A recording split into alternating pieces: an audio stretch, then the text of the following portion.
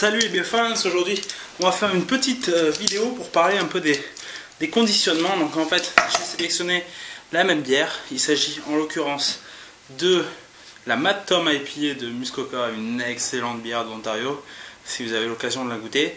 Et donc je l'ai en bouteille et en canette. Donc déjà un virtual mythe, la canette c'est pas la 8.6 la 8.6 que vous achetez à l'épicerie de nuit. C'est un conditionnement qui est très intéressant pour la bière, spécialement pour les bières houblonnées comme les IPA, parce que ça permet, comparé à la bouteille, d'une part de ne pas laisser passer la lumière du tout, et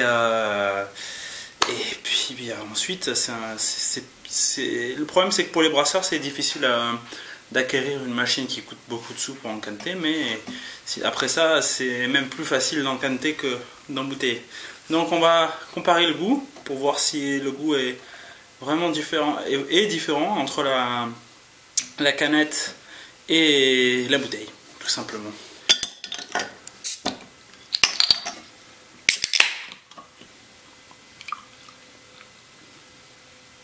Bon, première chose qu'on peut comparer, bon évidemment la couleur est la même, l'effervescence semble la même. Et évidemment, au niveau de l'apparence, c'est la même chose. Donc, à ma gauche, le verre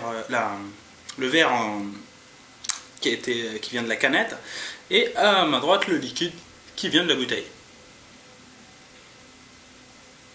Bon, on est sur une IPA qui a un brin résineuse avec quelques arômes de pamplemousse qui me viennent au nez. Un peu grasse, de l'herbe bien sèche.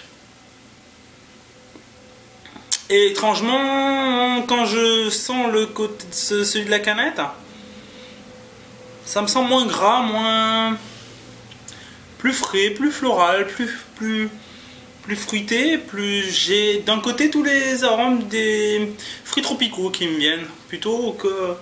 Tandis que le côté, en bouteille, j'ai plus le côté résineux, le côté IPA de l'Ouest, West Coast, des IPA West Coast des États-Unis qui montent.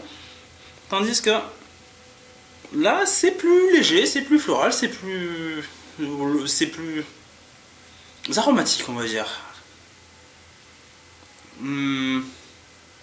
Donc on peut clairement voir une différence entre cette même bière au nez et en bouteille. Donc maintenant en canette et en bouteille. Donc maintenant on va goûter pour voir ce que ça donne en bouche.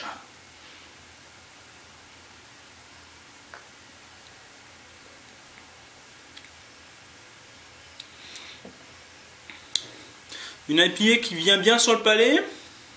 Une attaque quand même bien... On retrouve ce côté gras un peu sur le palais là, elle est un peu collante sur le palais. Puis bon, bien sûr on finit sur l'amertume, sur le côté pamplemousse, peau de pamplemousse sec. Au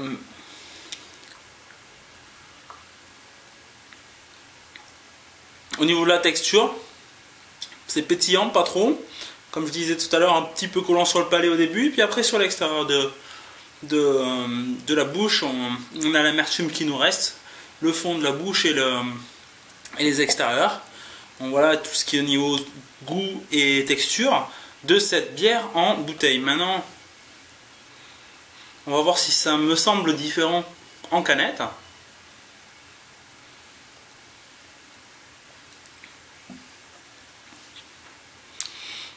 Un soupçon moins collante peut-être sur le palais, peut-être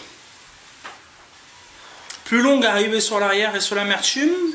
Amertume au final un petit peu moins importante et un petit peu moins persistante sur l'extérieur de la bouche. Et finalement elle me semble plus légère, moins résineuse, plus facile à boire en canette. Attention, hein, c'est le constat que je fais avec vous là tout de suite, c'est pas forcément une vérité, hein. Mais plus aromatique. Est-ce que c'est parce que la canette permet de conserver mieux le profil aromatique de l'IPA? Peut-être, je ne sais pas, ça peut être une hypothèse, je ne veux pas dire de bêtises. En tout cas, cette bière, cette IPA américaine, enfin, canadienne, mais de style américain, a clairement mes faveurs en canette. Peut-être plus abordable. On a plus le côté fruité, on retrouve un peu justement le côté fruit tropical qu'on va pas trouver sur la bière en bouteille, qui sera plus grasse, plus liquoreuse et un peu plus les saveurs de pain sont beaucoup plus, les saveurs résineuses sont beaucoup plus persistantes. Donc bon, comme vous pouvez le voir, la même boisson peut être vraiment différente selon le conditionnement. Donc voilà, le conditionnement c'est important. Aujourd'hui on parle des canettes et des bouteilles, on les oppose. Déjà oubliez tous vos préjugés sur les canettes, spécialement quand vous buvez des IPA.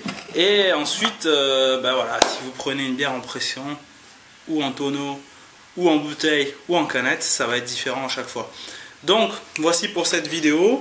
J'espère que ça vous a plu. Si ça vous a plu, n'hésitez pas à vous abonner à notre chaîne YouTube en cliquant par ici. Et puis à bientôt pour une nouvelle dégustation.